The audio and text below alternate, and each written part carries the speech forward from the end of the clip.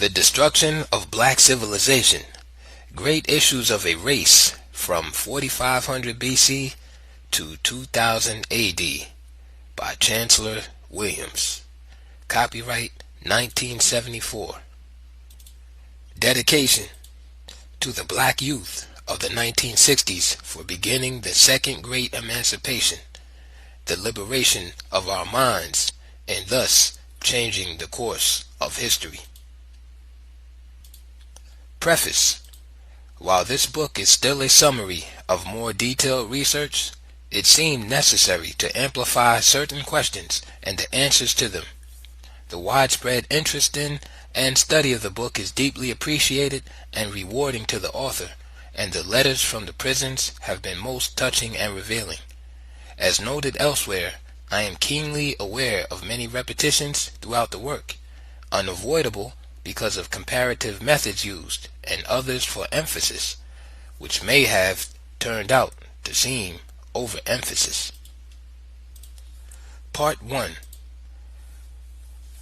What became of the black people of Sumer? The traveler asked the old man. For ancient records show that the people of Sumer were black. What happened to them? The old man sighed. They lost their history, so they died. A Sumer legend. The preview. This work is a summary of the 16 years of research and field studies which were intended for a 2-volume history of the African people. The writing plan for the 2 volumes would have required at least another 5 years, even if the serious impairment of my vision had not occurred. In the meantime, there had developed an urgent need for the results of my research, which concentrated on crucial areas in the history of the blacks that had been either unknown, known and misinterpreted, or known but deliberately ignored. My own history classes were only a part of the rebellion against the only kind of textbooks available. It was a general rebellion against the subtle message, even from the most liberal white authors and their Negro disciples. You belong to a race of nobodies. You have no worthwhile history to point to with pride. The destruction of black civilization, therefore, could not wait another 5 years just to be more detailed, impressive, or massive in scope. For a reinterpretation of the history of the African race could be compressed into a smaller work for background reading, and so written that black John Doe, cab driver or laborer, and Jane Doe, housemaid or waitress, can read and understand the message from their forefathers and foremothers, as well as college students and professors. Origin and development of study. In a small town surrounded by cotton fields in South Carolina, a little black boy in the 5th grade began to harass teachers, preachers, parents, and grandparents with questions which none seemed able to answer. How is it that white folks have everything and we have nothing? Slavery? How and why did we become their slaves in the first place? White children go to fine brick, stone, and marble schools 9 months a year, while we go to a ramshackle old barn-like building only 5.5 months, and then to the cotton fields. Why? In the 6th grade, one of our teachers, Miss Alice Crossland, helped me to become a sales agent for the Crisis and the Norfolk Journal and Guide. This was like turning on the floodlights of heaven, for the books on our race, listed on the back pages of the Crisis, started me off on this never-ending search, but raised more questions as I progressed through school. Raised more perplexing questions than were answered. For, having read everything about the African race that I could get my hands on, I knew even before leaving high school that, 1, the land of the blacks was not only the cradle of civilization itself, but that the blacks were once the leading people on earth. 2, that Egypt was not only once all black, but the very name Egypt was derived from the blacks. 3. And that the blacks were the pioneers in the sciences, medicine, architecture, writing, and were the first builders in stone, etc. The big unanswered question then was, what had happened?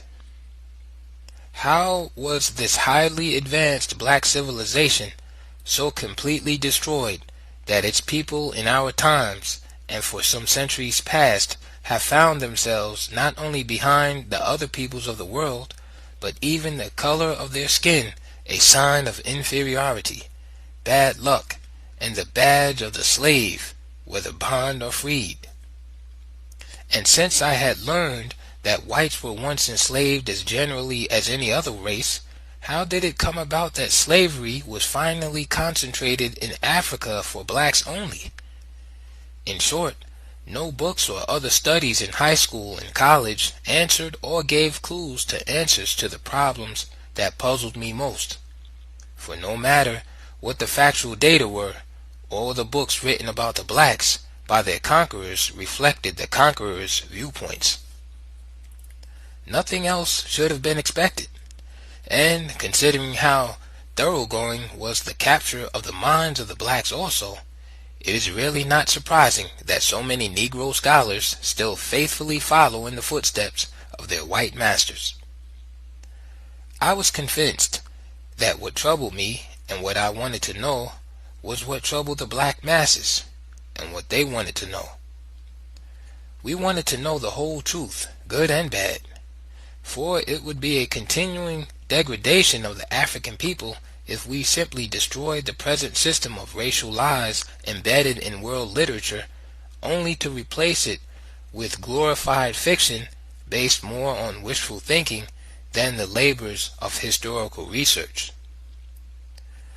My inquiry, therefore, was concerned with black civilization alone, what the blacks themselves achieved independently of either Europe or Asia. This was an entirely new approach to the study of the history of the blacks.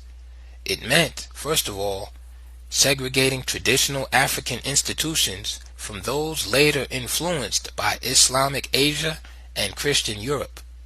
In this way, and in no other, we can determine what our heritage really is, and instead of just talking about identity, we shall know at least precisely what purely African body of principles, value systems, or philosophy of life, slowly evolved by our own forefathers over countless ages, from which we can develop an African ideology to guide us onward. In other words, there can be no real identity with our heritage until we know what our heritage really is. It is all hidden in our history, but we are ignorant of that history.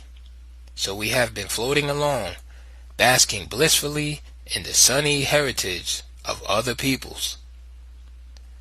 My research was a quest for some specific answers to very specific questions. Some of these were: 1. How did all black Egypt become all white Egypt? Note, at this point, that mulattoes were classified as white in Egypt, all North Africa, and the Middle East, a fact that still confuses blacks in the United States, where the very opposite policy was adopted. 2. What were some of the specific details in the process of so completely blotting out the achievements of the African race from the annals of history? Just how could this be done on such a universal scale? 3. How and under what circumstances did Africans, among the very first people to invent writing, lose this art almost completely? 4. Is there a single African race? One African people? 5. If one race or one people, how do you explain the numerous languages, cultural varieties, and tribal groupings? 6. Since, as it seemed to me, there are far more disunity, self-hatred, and mutual antagonisms among blacks than any other people. Is there a historical explanation for this? 7. And how, in puzzling contrast, is the undying love of blacks for their European and Asian conquerors and enslavers explained? These questions, along with those stated earlier, constituted the core problems for 16 years of study.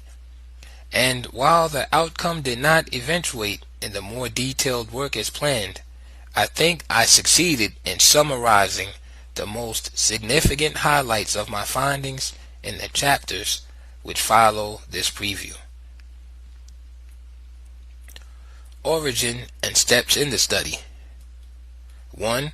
Review of world history, believing that the history of the race could not be understood if studied in isolation.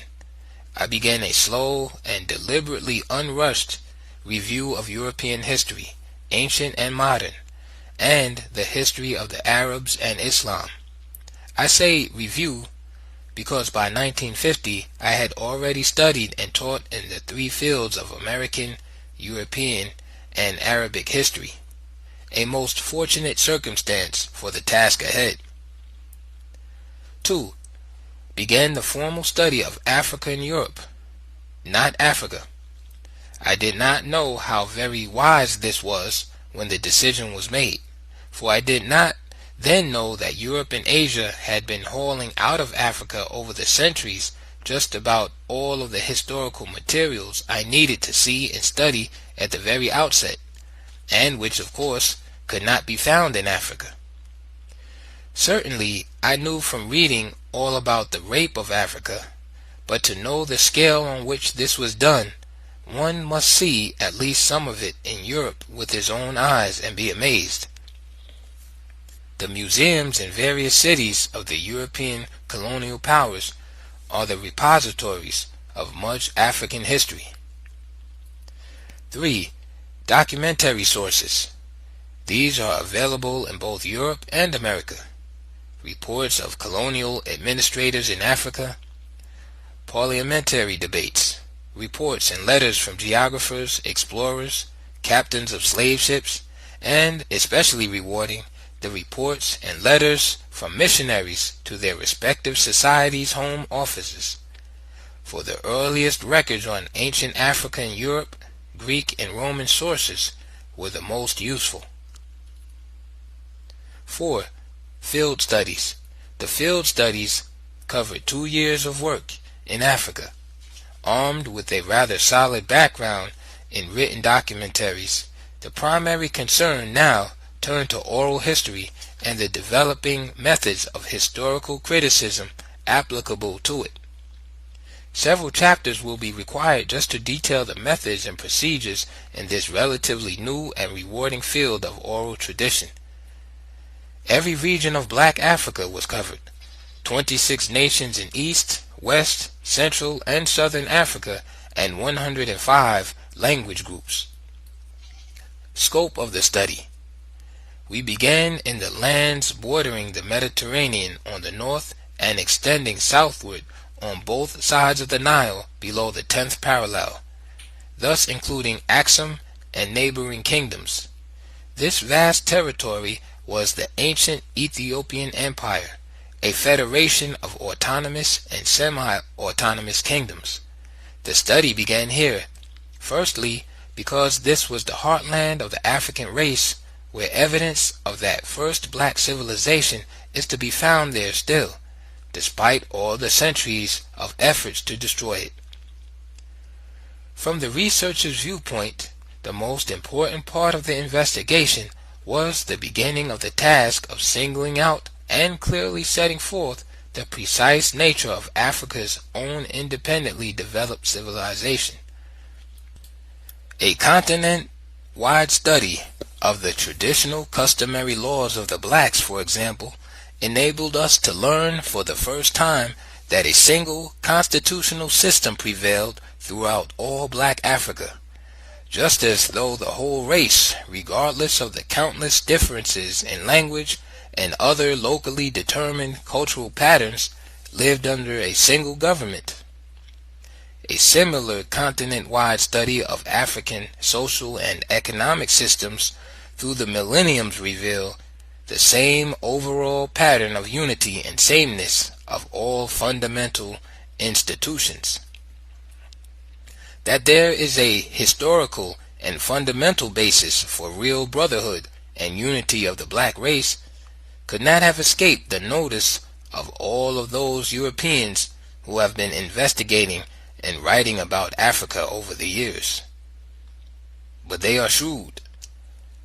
Massive black unity would be massive black power, which of course would reduce white power and its domination of the whole earth. So white Africanist writers always concentrate on the ethnic differences among Africans, tribal antagonisms, hopeless language barriers, the cultural varieties, etc. They even make a separate ethnic group of their own mulatto offsprings from black women by classifying them as white in some areas and colors in others. Hence, a system of thought and practices were developed and superimposed on an already divided race to keep them permanently divided. No one can deny that in this too, the whites have been most successful. We have presented in Chapter 6 enough of the traditional African Constitution and the fundamental rights of the African people to be specific beginning points for the identity and the discovery of the heritage we talk about with any definite frame of reference. Chapter 7 views the long drawn-out migrations as continent-wide movements that help to explain many of the most important factors in the destruction of black civilization. For the migrations help to answer the question, what happened to the African people, or what caused them to descend from the highest place to the lowest among the peoples of the world?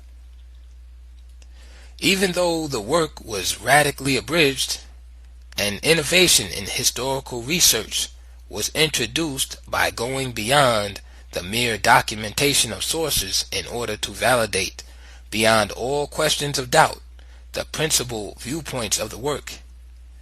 This was the case study method by which a representative number of states from every region of the continent was studied: North, East, West, Central, and Southern Africa. In the View from the Bridge and the final chapters, I make a more definite break from the old line school of historians to be objective and scientific. This school insists the research scholar should do no more than present the comprehensive and fully documented results of his investigations. There should be no subjective commentaries, no editorializing. Just present the factual data and leave the work to the readers to interpret or evaluate as they choose. This may not only be the correct viewpoint, but it is even beautiful for historians who represent the already arrived people who control the world. They can well afford the luxury of historical knowledge for knowledge's sake, the great satisfaction that comes from just knowing how things came to be. But the black historian, member of a race under perpetual siege and fighting an almost invisible war for survival, dare not follow in these footsteps of the master. Quite the contrary, after faithfully researching and piecing together the fragmented record of the race's history, the task of critical analysis and interpretation should begin. What were our strengths in the past? In what respects were we most vulnerable? Where did we go wrong? And all this, like the study of history itself, must be for the express purpose of determining what to do now. In short, the black historian, if he is to serve his generation, must not hesitate to declare what he thinks the results of his studies mean. For even when our history shows us where we have been weak, it is also showing us how, through our own efforts, we can become strong again. The white Arabs. The relentless searchlights of history were turned on the roles played by the use of both Islam and Christianity in the subjugation of the blacks. This confused many and outraged those who do not pause to distinguish evil men who use religion to disguise their real aims from religion itself. So the unthinking Muslim or Christian is likely to think that his religion is being attacked rather than the conquerors and enslavers who disgrace it in covering their drive for wealth and world domination. The blacks in the United States seem to be more mixed up and confused over the search for racial identity than anywhere else. Hence, many are dropping their white Western slave masters' names and adopting not African, but their white Arab and Berber slave masters' names. For the Arabs themselves are a white people, the Semitic division of Caucasians, and therefore blood brothers of the Jews against whom they are now arrayed for war. The confusion will continue, however, as long as the fact that millions of mulattoes in Arab countries are considered white is ignored, along with the other fact that countless unmixed, sun-baked, desert-dwelling Arabs are not only brown, but some are very dark in color. All this darkening of the skin, in spite of their ages-old tradition of the thick cloth covering the face from the scorching sun. Indeed, not only do mulattoes consider themselves 100% Arab, but jet black Africans, whose forebears were in Arabia for generations, speak Arabic and call themselves Arabs, just as black Americans speak English and call themselves Americans. In both cases, neither the black Arab nor black American thinks he is white. To repeat then, the blacks are in Arabia for precisely the same reasons blacks are in the United States, South America, and the Caribbean islands: capture and enslavement. In studying the actual records in the history of the race, therefore, the role of white Arabs must not be obscured either by their Islamic religion or by the presence of the Africans and Afro-Arabs among them, any more than we should permit white Europeans and white Americans to use Christianity to cover their drive for power and control over the lives of other peoples.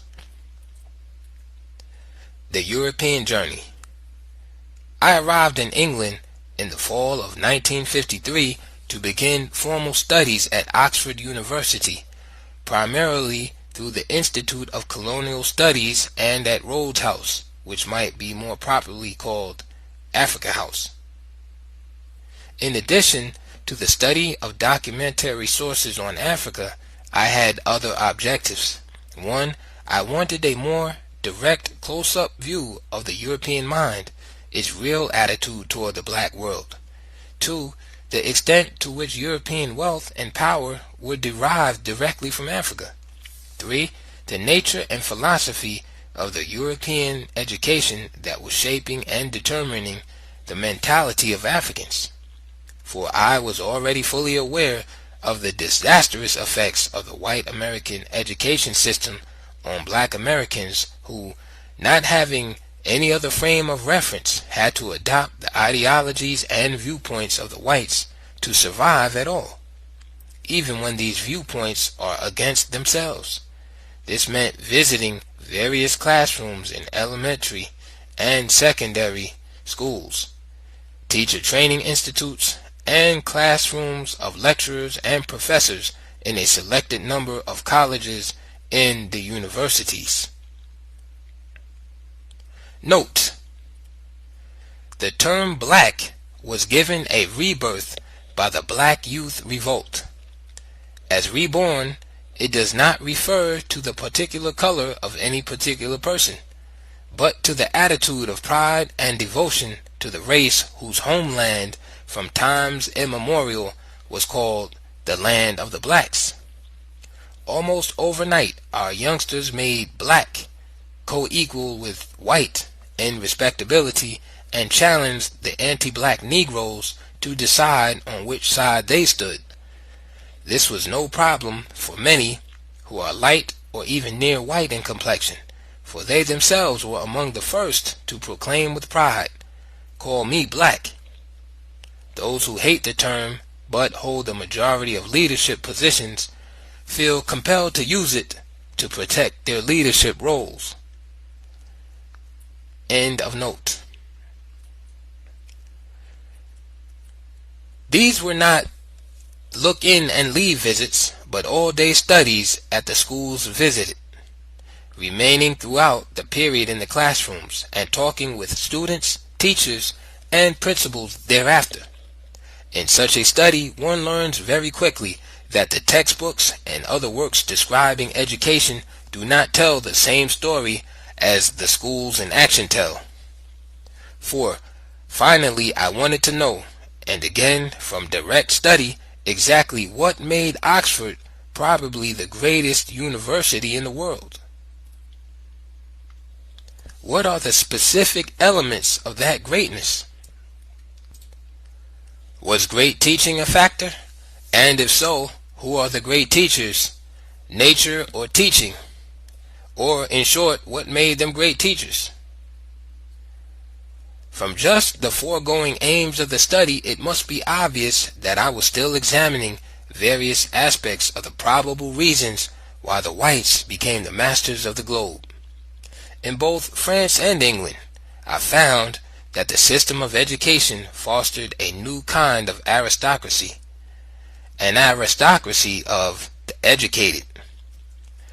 College graduates constituted the new upper classes.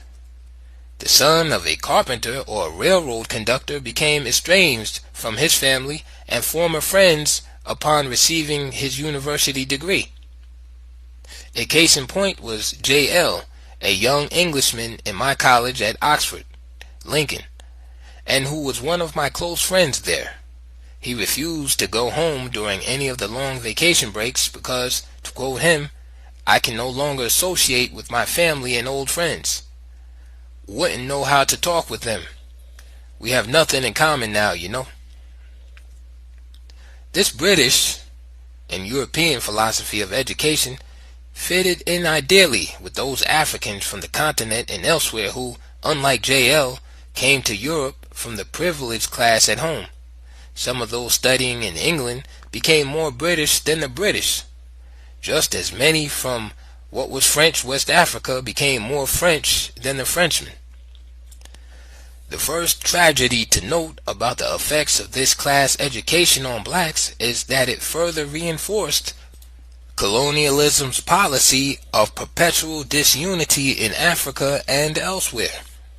The line dividing these black upper and middle classes from the black masses and their basic aspirations is more rigidly drawn, and this superior class mentality, becoming even more crystallized since independence, is an almost certain guarantee of future uprisings on a scale never seen. The second great tragedy is in the nature of what is called education. It is merely rote learning, the ability to memorize phrases, concepts, and other required data. Thinking is neither required nor expected. Critical analysis and evaluation of subject matter are not required, but the ability to absorb and recall is required. The brilliant scholar, then, is one who can readily quote authorities and remember well his bibliographical sources. So we have a generation of black scholars who continue to amaze students by mouthing the doctrines and viewpoints of their white teachers, like so many robots without minds of their own. Yet study under white teachers and professors should be most rewarding, and it can be if you do not enter white institutions with a head like an empty pitcher going to a fountain to be filled. I was safe and richly rewarded during my studies in white universities only because I happened not to be so naive that I expected the viewpoints of the conquerors to be the same as those of the conquered on matters relating to our place in the world. Elsewhere, I have emphasized by repetition that some of the most fruitful sources for study came quite unintentionally from white scholars. A case in point was at Oxford. The course was The History of Colonialism in Africa. The presence of 2 or 3 blacks in the class, while obviously uncomfortable to some, was generally ignored, for African studies were of long standing as an integral part of the imperial system. They were not planned for Africans at all, but for the future administrators of the empire in Africa. So Professor Madden was pointing out in his lecture how difficult and even impossible it was to rule Africans in view of their wild and most primitive system of democracy. For just as fast as African kings or chiefs undertook to carry out British laws which displeased the people would remove them from office. Therefore, this primitive African democracy had to be destroyed before the British system of indirect rule could be effective. The point here is that these sneering remarks by an eminent British historian revealed to me an entirely new field of research. That lecture led me into the study of one of the most significant developments in the entire history of the black race, an ancient system of democracy existing before Greece, evolved from a continent-wide constitution that governed the whole African people as a single race. This all-important finding was arrived at by comparative studies of African customary laws in every region of the continent. The Europeans were confronted with a real social democracy that existed long before the terms socialism and democracy were invented in the West. For Dr. Madden, it was savage because the people were the real rulers in fact, and not merely in theory. The field studies. Insofar as the study of African history is concerned, I regard direct investigation in the field and in Africa as of the highest importance. This field work should be undertaken only after thoroughgoing research in written and other documentary sources. The study of available written sources, their evaluation, and the mounting archaeological records are all the first major phase of African research, and I would say a prerequisite for fieldwork. The fieldwork was mainly concerned with oral history. I had noted in my study of sources of noted historians that many who decried oral tradition as unreliable never failed to use it themselves to supplement or give added validity to their works. The fact is that neither written nor unwritten records should be accepted as true without verification. Although 2 years were devoted to the fieldwork, the ground covered was possible only because of careful advanced planning and the scheduling of areas and groups in each country months ahead of my arrival. These had to be in the hinterland, or bush country, generally far away from the westernized urban centers. For our quest was not for the long-standing tradition of either Islam or Christianity in Africa, but for the more ancient tradition of Africa itself. So vast and untapped is the real history of the African race that I myself only scratched the surface of what is yet to be done. Some of the areas to be explored by future historians are set forth in pages which follow in this chapter. A major research project should not be undertaken by a single individual. This was my mistake. Hence, the 16 years of work that a research team of 8 or 10 persons might complete in 3 or 4. The kind of well-organized research teams required for in-depth studies may be difficult to promote because of our pitiful go-it-alone individualism. A research project such as mine should have had a team of highly trained experts from the fields of history, archaeology, anthropology, medicine, linguistics, tropical agriculture, political science, etc. The widely ranging scope of the study minus a team was possible only because of the interest and active support of certain African governments and the unforgettable help of the people in every region and country. For all kinds of help were needed. As indicated above, much had been prearranged. The United States Department of State had notified the American embassy in each country that I was coming, requesting our ambassadors to give any required assistance. Excepting the Sudan, where embassy officials appeared to be under some kind of fear, the embassies everywhere went all out to be helpful. The embassies had the very important work of making the advance arrangements for trips into the interior through the appropriate ministries in each country. These in turn had to contact the various provincial governors or district commissioners, who had to make living and conference arrangements with village chiefs, elders, the keepers of oral traditions, and other specified groups. The amount of time all this advance work saved for the study itself is obvious. But volunteer work of our African brothers who accompanied me into the field was what I referred to above as unforgettable. Some of these were teachers who, as in the case of my previous field work, 1956 to 57, had secured leave for the purpose without any trouble at all. Indeed, even the people we call illiterate had that storehouse of wisdom which made it easy for them to understand that I was working not for myself but for them, for the whole black race.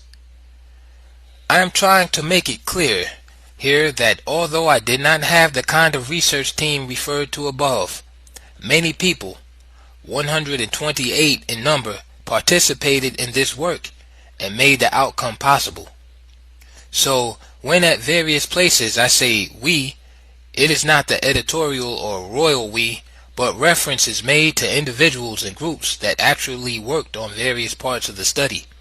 However, I had to decline the services of many highly recommended Africans because of their upper-class attitudes toward the common people. For I had learned quite early that the people in the interior can spot the arrogant and superior African just as easily as they recognize the arrogant and superior white investigator. They will give answers to questions readily enough, but not the right answers. I therefore selected only those whose heartbeats seemed to be tuned to the heartbeats of the great common people from whom all of us came. The interpreters were generally assistants who spoke 2 or 3 of the languages of the country. An entirely new kind of assistant was the verifying interpreter. This is to double-check the interpreters, for sometimes they do not convey your question precisely or give back the exact reply. There were training sessions before and during the field work. In those fortunate cases where we had 4 or 5 competent assistants, one of the interpreters remained with me, while the others worked on special assignments in different places in the area. The documentary research preceding all this in the United States was not done entirely alone. Some of the most important areas of my study of ancient sources were rechecked in independent studies by a select group of graduate students in history. Their assistance in reappraising such early sources as Manetho, Herodotus, Josephus, Strabo, Abu Saleh et al. Was invaluable. Foremost among these were Reverend Carlton J. Hayden and Mr. Donald W. Key Hefner. In concluding my remarks on the field studies in Africa, some comments on 4 of the countries visited are in order. In the Sudan, the authorities did not want me to work in or even visit the all-black southern provinces. Their 15 years of rebellion against the Arab North caused the whole vast area to be officially sensitive and therefore barred to outsiders. The suggestion was that I confine my studies to the northern Sudan. This I refused because I had been previously assured that the rebellion had been completely crushed and that peace and quiet prevailed everywhere. Besides, I could only find Islamic institutions in the north, institutions of which I already had full knowledge by years of special study and teaching. As indicated above, the American Embassy in Khartoum did none of the preparatory work about which I give the U.S. embassies throughout Africa so much praise, although it had 6 months' notice before my arrival, and they maintained a strictly hands-off policy after my arrival. I therefore prepared to leave at once, but announced that I do not beg to study anywhere, and that the world would learn that this was the only African state where an African scholar was barred. The Ministry of the Interior reacted swiftly. Not only was permission to do field work in the South quickly granted, but all the necessary arrangements were made with dispatch. This included establishing my southern headquarters at Malakal. The simple fact was that while they were quite familiar with European research people roaming freely all over the country, a black doing field studies in the Sudan is a phenomenon indeed. Ethiopia, the new name for Abyssinia, like the Republic of the Sudan, is also ruled by people of mixed blood who not only do not consider themselves African by race, but who maintain a privileged class society based upon color. To them, all black-skinned Africans are Bantu. To these, they feel superior by reason of white blood, and their discriminatory practices are just as subtle and real as those of the whites. And although the enslavement of black-skinned Africans continue in both countries, even in our times, both the Sudan and the new Ethiopia have adopted the Brotherhood Front since the sudden rise of so many independent African states. The Sudan, to serve as the bridge between the Arab world and the new black states, and thus control or influence their international policies through the UN, and Ethiopia to more directly control or influence black Africa through Western backing in establishing the headquarters of the Organization of African Unity in Addis Ababa, and pushing Haile Selassie into the key role of continent-wide leadership, thus blocking the, quote, dangerous influence of Kwame Nkrumah. It is because of my steadfast refusal to either skip or gloss over these aspects of the historical record that I am criticized by many Negroes, and I know exactly when to use this term. Note: one of the fateful illusions among blacks is that the white world does not know about the very weak areas in the race which are the basis for its power and control over them. When we reach the point where we begin to seek out and turn the searchlight on the things that divide and hold us back, at that point the white oppressors will have reason to tremble. The white man stays on the alert, keeping a sharp lookout for any signs of strength and development among the blacks. Exploring for real obstacles to unity would be a disturbing sign of growing strength. End of note. And now southward to the fully white ruled lands where hostility to a black face was fully expected: Rhodesia and South Africa. Long before reaching Southern Africa, I was told that I might as well skip Rhodesia, and that even if admitted into South Africa, I would not be permitted to work. But Rhodesia, to the surprise of just about everyone, pulled out all stops, as though it had resolved to outmatch all the black states in amenities and various kinds of assistance beyond all expectations or needs. There was the usual press conference, followed by front-page headline coverage of my mission. The other surprise was invitation for TV and radio broadcast to the nation. Our Zimbabwe friends were somewhat suspicious of the motives behind all this red carpet treatment of a black American, especially when it continued after my uncompromising replies to questions on a TV broadcast panel session. The Ministry of the Interior had an interpreter flown 300 miles to join me when I visited his particular language group, the Dembele. The only objectionable incidents were when, on 2 different occasions in different places, 2 district officers wanted to attend my meetings with chiefs and the council of elders. I objected, and the matter was closed.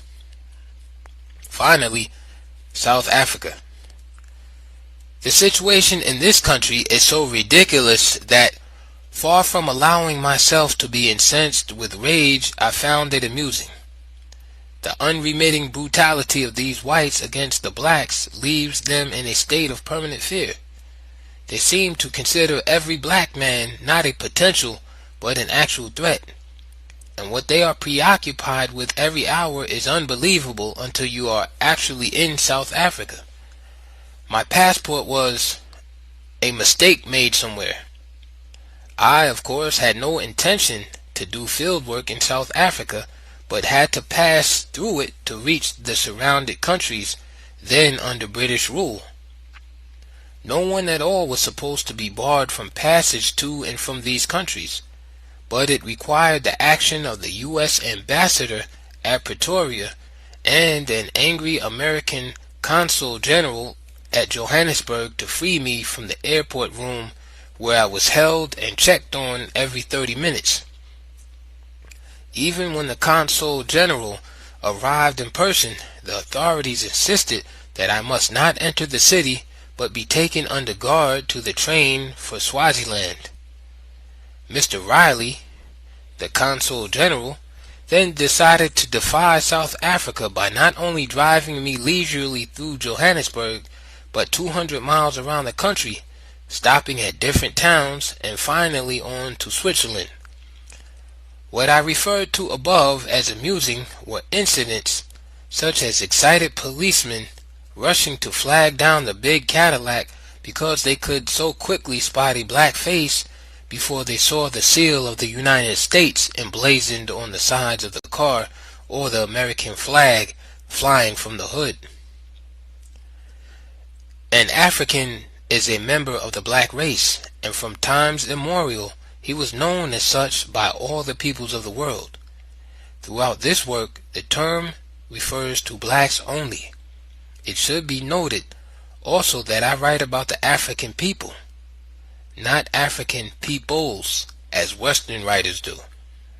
I am dealing here with essentially one people, one race, if you please, the African race. In ancient times, African and Ethiopian were used interchangeably because both meant the same thing, a black.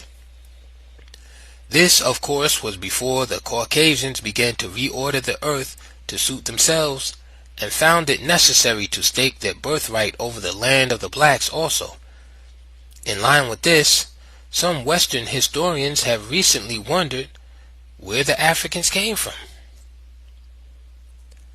The reasons given for beginning formal studies of Africa at Oxford implied much more than was stated. Reference was made to studying the Caucasian mind, for therein may be found many clues that lead to a better understanding of the history of the blacks and how the systematic blackout of significant portions of that history occurred. This is why I urge those students who intend to accept the great challenge of basic research in this discipline to go into enemy territory, linger there, study and critically analyze their lectures and their scholarly writings, for they are some of the most rewarding sources for African history, precisely because in the shrewdly attempting to delete, disguise, or belittle the role of the blacks in world history, they often reveal the opposite of what was intended. They are fruitful sources of unconscious evidence, supplying the very evidence they thought to suppress, or recording facts the significance of which they were totally ignorant. A fairly good example is the written account of a European explorer in East Africa. He was outraged because he and his party had to wait 2 weeks to present requests to explore the country to the African king. The black autocrat, the account went on, had the presumption to keep white men waiting in order to show his people how high and mighty he was.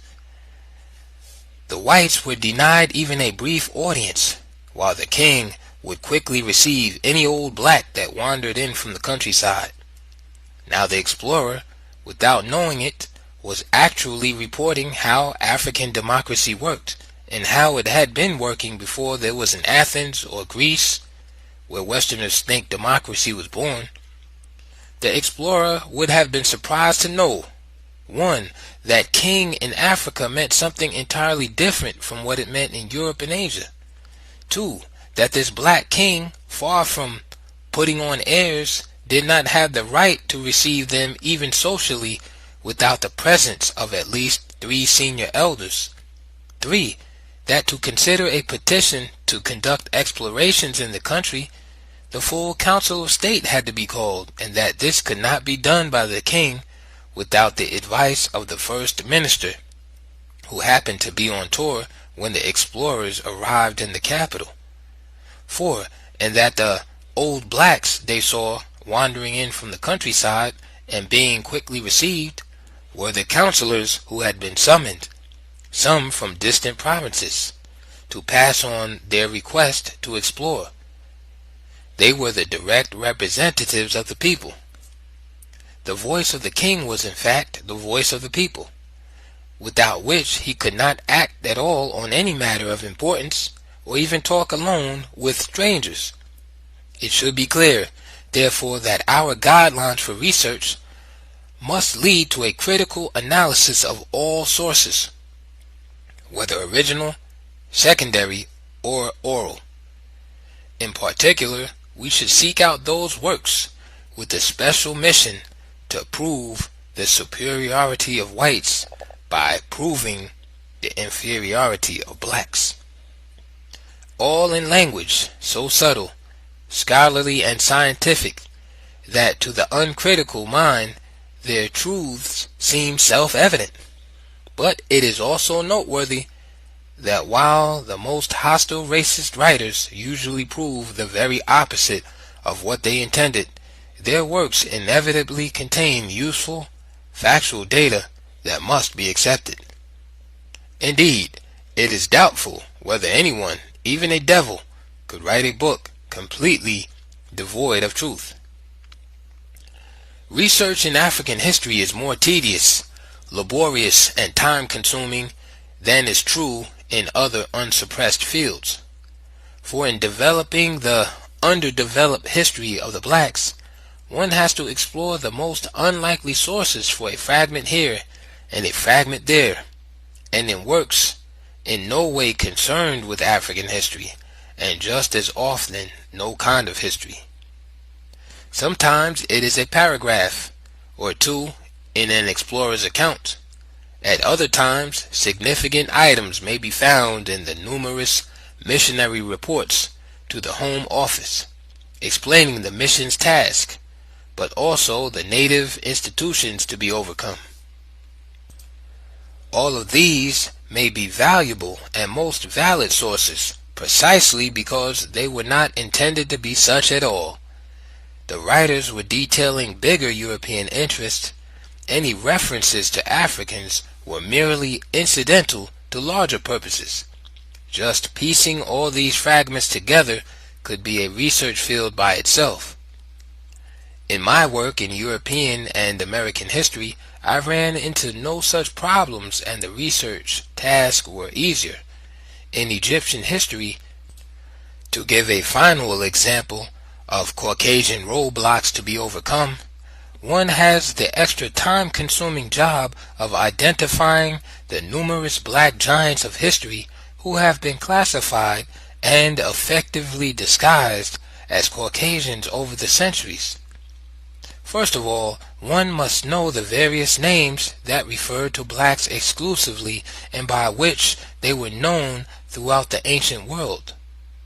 For in addition to the more widely used African and Ethiopians, they were also known as Thebians, Libyans, Thynites, Nubians, Cushites, Memphites, Numidians, etc.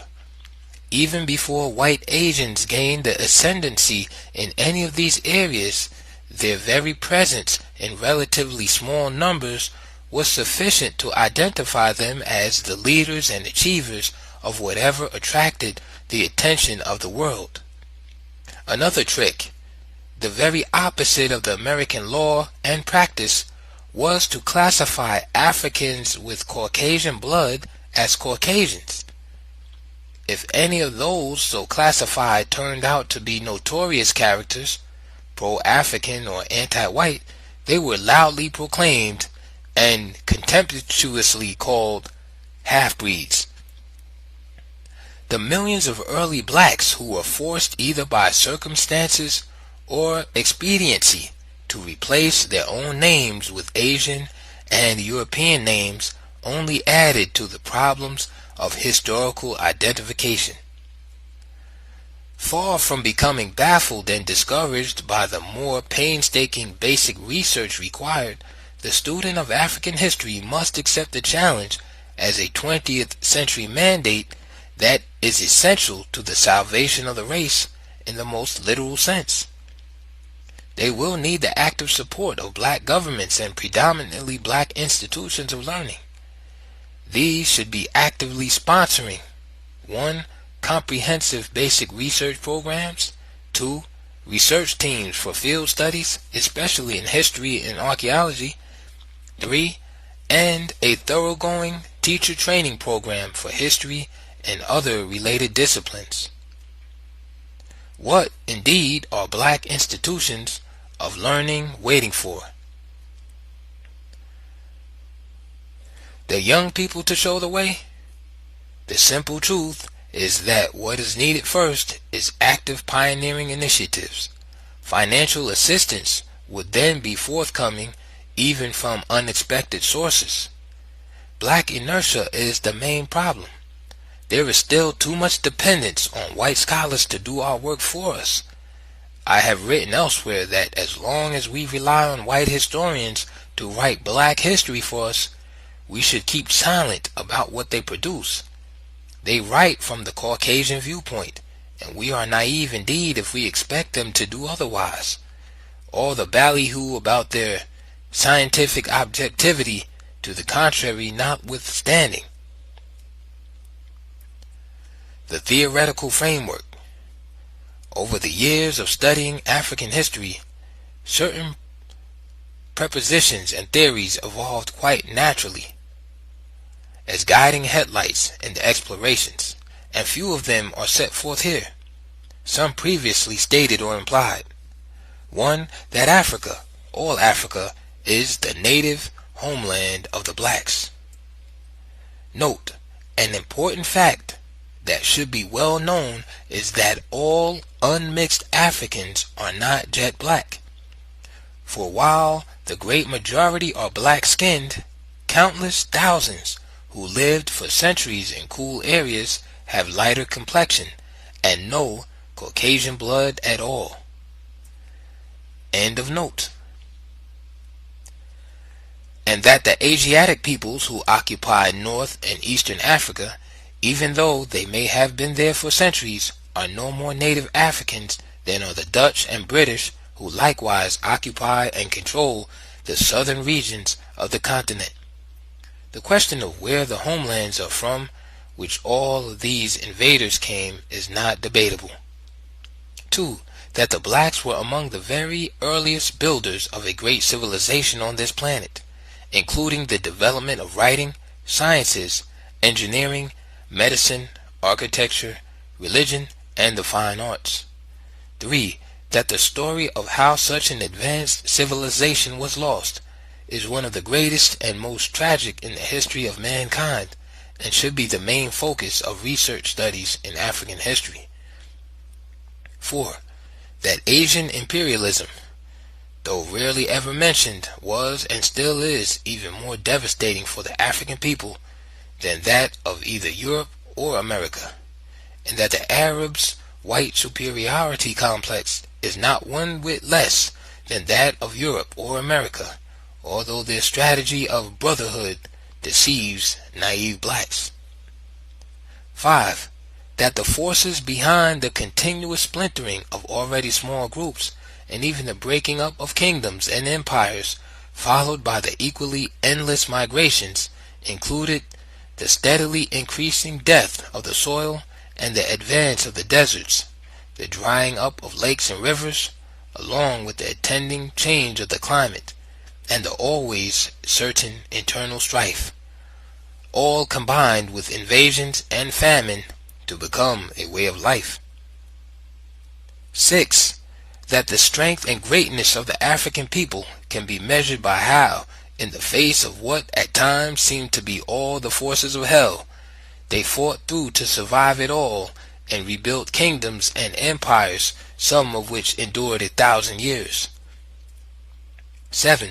That within the framework of even the smallest surviving states, they adhered to and kept alive the basic principles of the traditional African constitution, and held on through all the passing centuries to the fundamental elements of its ancient democratic, social, political, and economic systems all over the continent.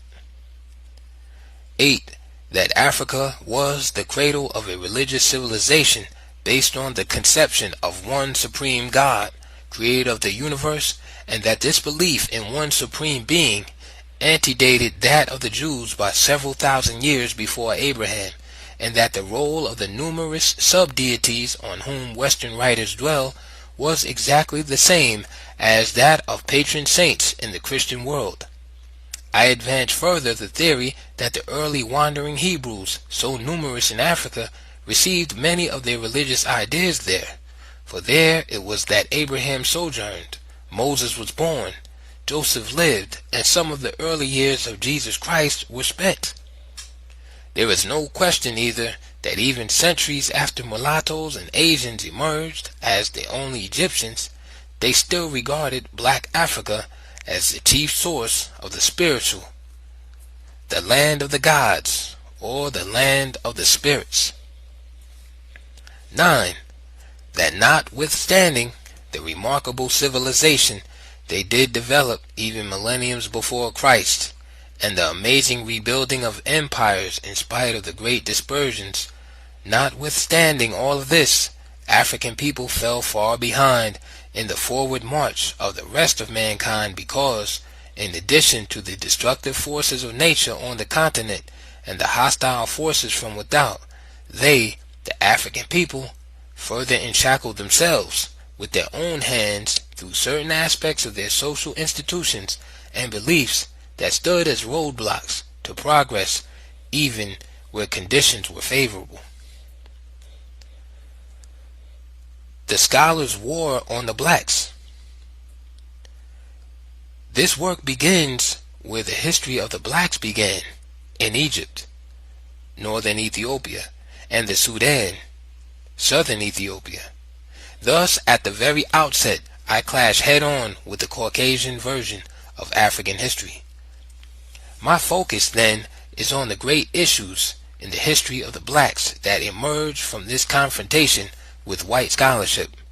For while I have covered much of the same ground explored by scholars before me, I generally reached different conclusions than theirs, and from the same body of facts. Let us pause for a moment at this point. I have made a blanket indictment of white Western scholarship on Africa. If it cannot be sustained, it should never be made. They are brought under fire at various points throughout this work. The kind of work, as I also stated, should be absolutely needless in the closing years of the 20th century. The case against Western Africanists is rather fully set forth in the work itself, but may be outlined here as follows. 1. First of all, they are not ignorant of the true history of the blacks, including their achievements as builders of one of the first great civilizations on this earth.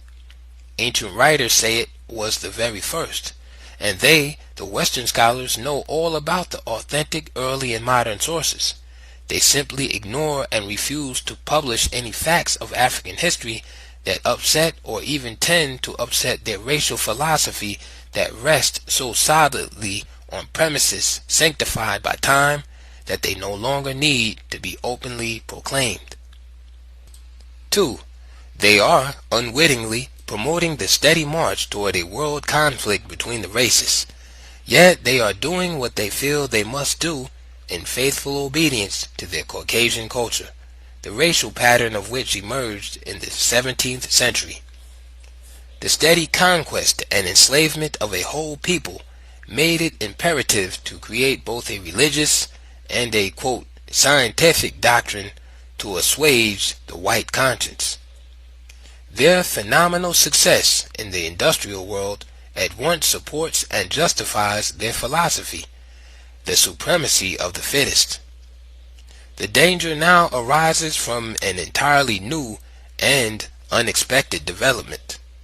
A sleeping and submissive non-white world, while all this white power was being amassed, is no longer either sleeping or submissive. 3. Even the African revolt against colonialism and the worldwide challenge to white domination of the entire earth, even these signals of change do not disturb these scholars of imperialism. They represent the lords of the earth, controlling all levels of education, science, and research. They control the education of blacks throughout the world. Therefore, they see no need, even in the 1970s, to take a new look at the history of the blacks from its beginning and start the work of restoring the pages they deleted or ignored. They are doing the very opposite. Their histories and other, quote, scientific studies of the blacks are presented just as they have been for 300 years. With the rise and spread of independent African states and the Black Revolution in the United States, these scholarly representatives of white supremacy quickly reformed their techniques of mind control. They set up in Europe and America highly financed African studies associations, societies, institutes, history journals, and, quote, African periodicals of various kinds, all under complete white control and direction. Their African studies programs were pushed in the colleges and universities far ahead of the general demand by black youth for black studies. As the latter demands developed, black youth discovered that white professors not only had the field occupied, but were still teaching their traditional viewpoint on race. In the continuing crusade to control the minds of the blacks through the nature of their education, American and British scholars lead. They are as ruthless and aggressive in their scholarly pursuits on races as their co-partners in seizing and controlling the wealth and peoples of other lands. Having established strong national and international, quote, African associations and journals that even attempt to control research activities on Africa, they proceeded to flood the world with hastily thrown together African, quote, histories, pamphlets, and publication on just about every subject that could stand a black title. For, from their all-powerful position of strength, they continue to arrange and rearrange the world as it pleases them, naming and classifying peoples, places, and things as they will. In the United States, whites known to have any amount of Negro blood, no matter how small, are classified as Negroes. In Africa, North Africa in particular, they do the very opposite. Blacks with any amount of Caucasian blood are classified as white. This scheme was rigorously applied in the history of Egypt, for example, where even unmixed black pharaohs became white, and the originally black population was never referred to as Egyptians at all. The black kings who founded and ruled from the first dynasty are disguised as such, while the Scythe kings, white, of the small areas of Lower Egypt are presented as the pharaohs of all Egypt, even when African pharaohs were on the throne of Upper Egypt. Blotting the blacks out of history included replacing African names of persons, places, and things with Arabic and European names. One wave of the master's magic wand, and black Hamites and even Cushites, like their early Egyptian brothers, are no longer Africans. Their periodization of African history is carefully arranged in such a way that the history becomes the history of Arabs and Europeans in Africa, and not the history of Africans. In African history, a recent publication of the American Historical Association as a guide to teaching, their purpose becomes clear in the arrangement itself. First period is from the fall of the Roman Empire to 700 AD, Arab invasions. The second period of African history is the period of Islamic civilization, 700 AD, to the coming of the Europeans in 1500. The European period from 1500 to 1960 is subdivided at 1880 to mark the period of colonialism. There is no period of black civilization in black Africa. Such is the Caucasian viewpoint, almost a religion. Their very first period eliminates 4,000 years of black civilization and the very greatest periods of African achievements. Their second period is devoted to the Arabs and Berbers in Africa, and in their third period the focus is on European civilization, and it is all done under the heading of African history. Where it was impossible to deny black achievements, equal and often above the whites, such achievements were attributed to some kind of Caucasian influence, even if imaginary. Yet, the AHA publication number 56 uses the same strategy that makes Western scholarship so very triumphant. The main thrusts of its racist presuppositions are, for the unwary, completely hidden by much highly welcomed factual materials. But what is certain to disarm almost anyone is racism's forthright attacks on racism throughout the publication. I suppose no one is expected to notice the implied incapacity of black historians to deal with African history objectively. They are not referred to as historians, of course. They are, quote, some modern African intellectuals who have tried to show great civilizations in the past grander than anything that ever existed, end quote. As a direct result of this continued universal enslavement through education, black youth are in revolt. That revolt will become increasingly dangerous as they increasingly realize how completely they are blocked from self-realization in the very institutions that should further it. How difficult it is to find suitable textbooks in black history, or even, quote, Negro teachers who do not limit themselves to the viewpoints of the white masters who train them. The frustrations become more intolerable as the young find themselves between two fires: the white racists who determine the very nature of their education, and Negro educators who also see the world through the blue eyes of the Saxons.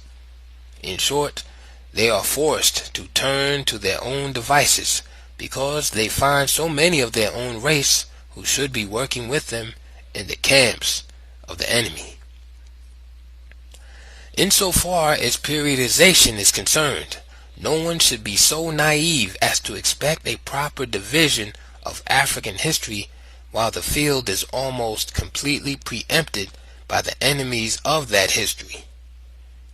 A proper division would tend to encourage a more all-inclusive research and a less biased interpretation of the results. Neither will happen until a new generation of black research scholars and historians take to the field, becoming the foremost authorities in their own right. Black historians, not a single one of whom will fall in Professor Philip D. Curtin's category of black intellectuals who try to show, quote, great civilizations in the past grander than anything that ever existed. The new research efforts call for black experts not only in the field of history, but also in the allied fields from which African history must heavily draw: archaeology, anthropology, linguistics, etc. The new approach. The first period would begin with prehistory, primarily because Norway, one of the oldest cities on earth, was begun by the blacks before recorded history.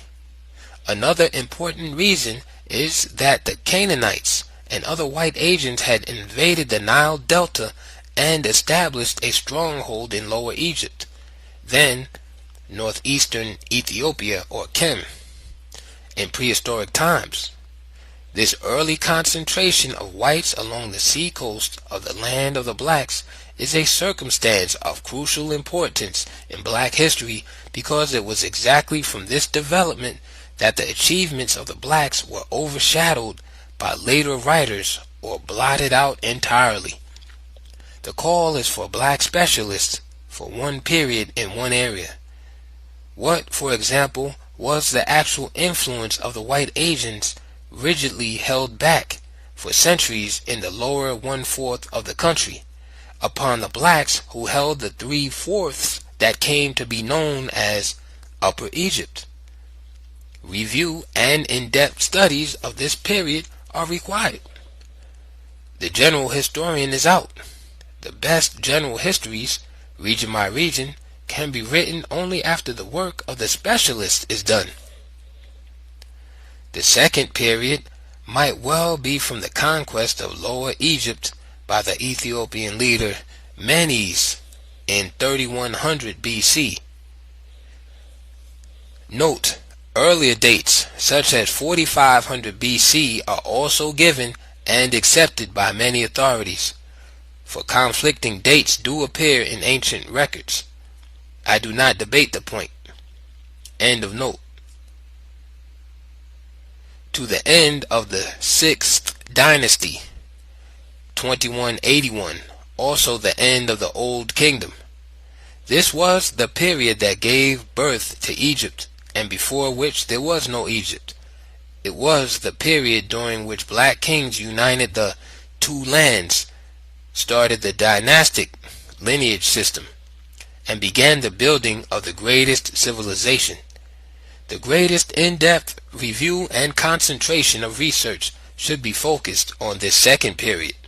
It was, in fact, the golden age in the history of the blacks, the age in which they reached the pinnacle of the glory, so dazzling in achievements that Western and Arab writers felt compelled to erase it by the sheer power of their position and begin black history over 3,000 years later, limiting such as they allowed to, quote, Africa south of the Sahara.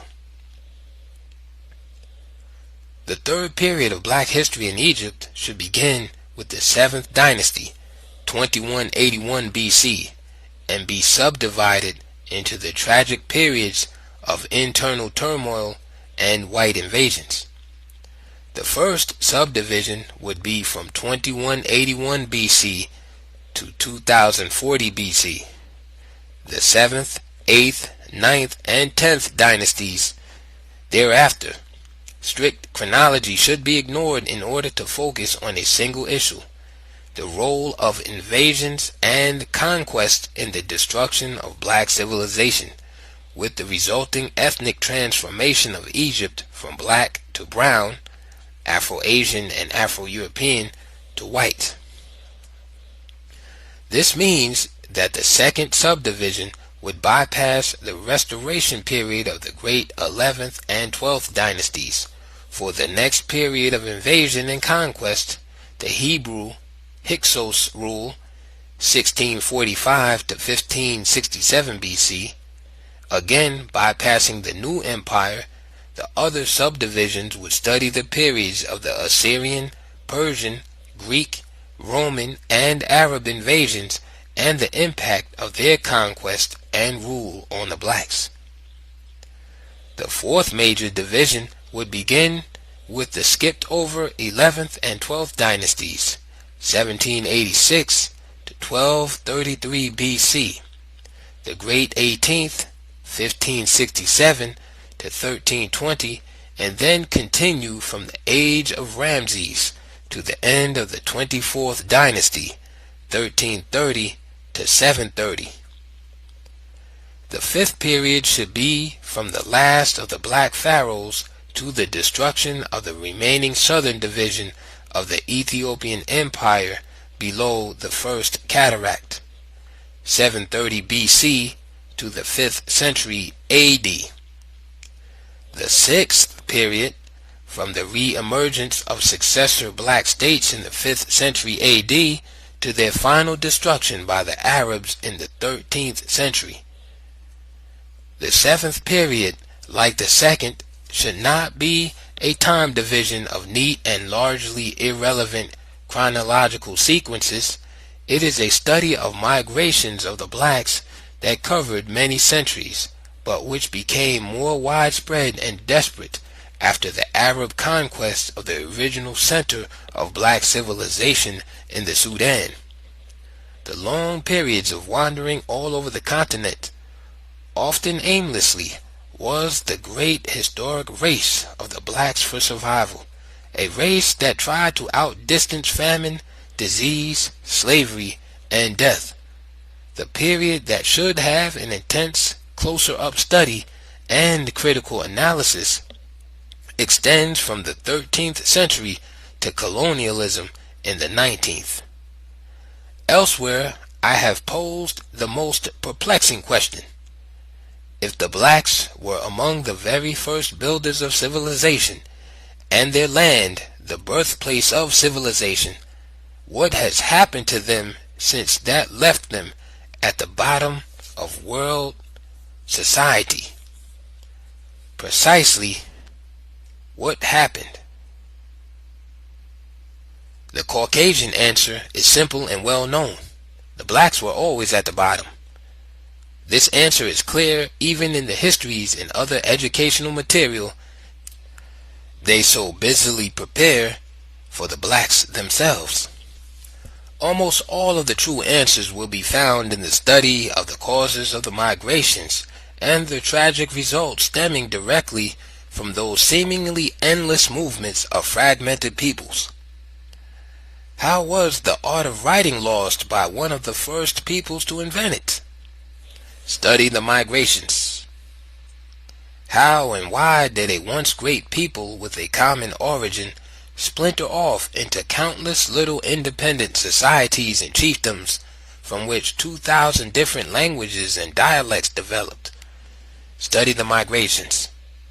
What caused the brother against brother, internecine wars, hatred, slavery, and mutual suspicion among the various black societies? Again, study the migrations. There would be several subdivisions of great importance. Slavery and the slave trade, for example, would include Africa, Asia, and the Americas. This would be the background for later periods covering black history in the United States, South America, and the Caribbean areas. The eighth division is the re-emergence of African kingdoms and empires by regions between the 10th and 19th centuries. This was the period during which there were attempts in every region of Africa to restore the glory that was Ethiopia's. It is doubtful if any of these black states realized that they were being slowly but steadily surrounded and hemmed in from all directions by invaders from the seacoasts and across the Sahara. The ultimate fall of the black states, first under Islamic and then under European Christian blows, closed this period with the triumph of colonialism. The final period is the Black Revolution that ended political colonialism with the rise of politically independent states. This would take us from 1950 to the present and should be subdivided for developments in Black America, South America, and the islands of the seas. From the new approach and plan for research, study, and development of African history presented above, periodization, while recognized as highly important, is not allowed to so fragment a great movement or development covering many periods and millenniums that their real significance is lost. Examples are the ethnic transformation of Egypt from black to brown to white, and the long centuries of the great migrations. These defied periodization in any meaningful sense.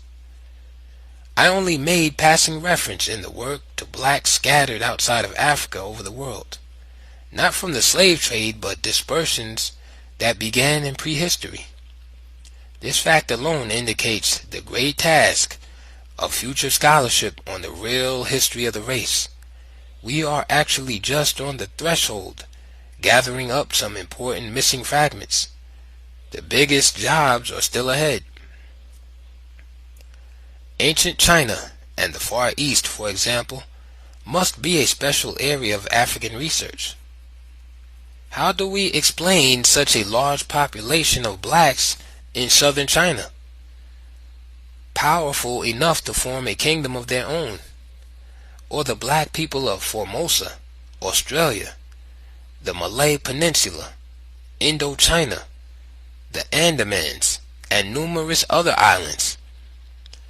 The heavy concentration of Africans in India, and the evidence that the earliest Aryan chiefs were black, which will make Hitler rise from his grave, open still another interesting field for investigation. Even the Negroid finds in early Europe appear not to be as challenging as the black population centers in Asia, for again, reference is not made to small groups which may have wandered anywhere over the earth. Rather, our concern is with great and dominant populations. These are the blacks who have so puzzled Western scholars that some theorize that Asia or Europe may be the homeland of Africans after all. The African populations in Palestine, Arabia, and Mesopotamia are better known, although the many centuries of black rule over Palestine, South Arabia, and in Mesopotamia should be studied and elaborated in more detail. All of this will call for a new kind of scholarship, a scholarship without any mission other than the discovery of truth, and one that will not tremble with fear when that truth is contrary to what one prefers to believe. Nothing is clearer than the tragic fact that Africa, like the rest of the black world, has only the illusion of being free and independent. It is only about 1/3 free. It is still as economically enshackled as it ever was, in some respects more so. The study of this period and the conditions it presents will confront the blacks of the world with the final challenge. The response to that challenge will be the test of the genius of the race. The outcome and indeed the whole future of the race depends upon the extent to which we have become intellectually emancipated and de-Caucasianized enough to pioneer in original thinking. Those who do become free in fact will no longer readily grab the white man's ideologies and systems, whether capitalism, the Western version of democracy, or communism, without a critical review and analysis to determine whether Africa's own traditional system, when updated, may not be truly superior and best fitted to meet the aspirations of the black world. This last period, then, is the time of great decisions. It may well be the black race's last chance for a rebirth and salvation.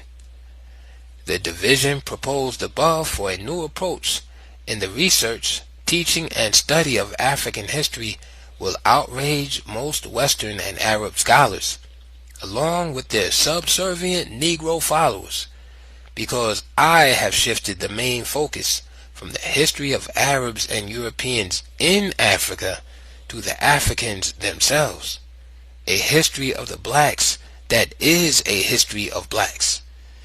They will be coming back, center stage, into their own history at last. But to what end? Will it be just for the intellectual satisfaction of knowing our true history? Knowing it, yes, but so what? The answer is nothing, unless from history we learn what our strengths were, and especially in what particular aspect we were weak and vulnerable. Our history can then become at once the foundation and guiding light for united efforts in serious planning what we should be about now.